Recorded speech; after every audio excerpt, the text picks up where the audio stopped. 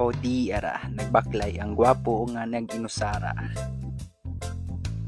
What's up guys, for today's video, nami antuan karon sa akong kauban. Mangduyod mi og birthday guys. Og karon goy, baklay mi sa akong mga kauban goy. Padulong mi sa location sa mga tuanan goy. Mga on mi dito kay naidaghang lami nga sudan. Og syempre malipay man jud ta magsakay og motor goy.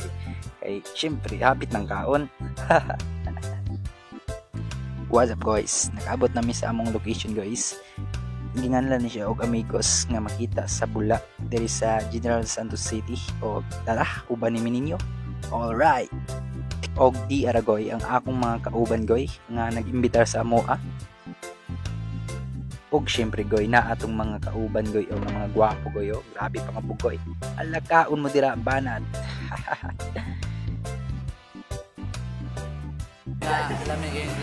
Ay, lami kayong sudan.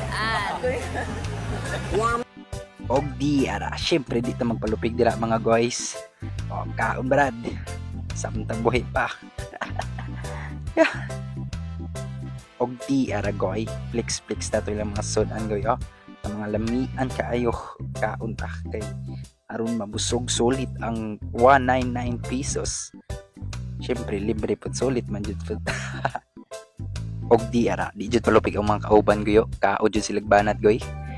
Ang isa pod goyo, focus sa pagkaon, syempre, kaon na gud.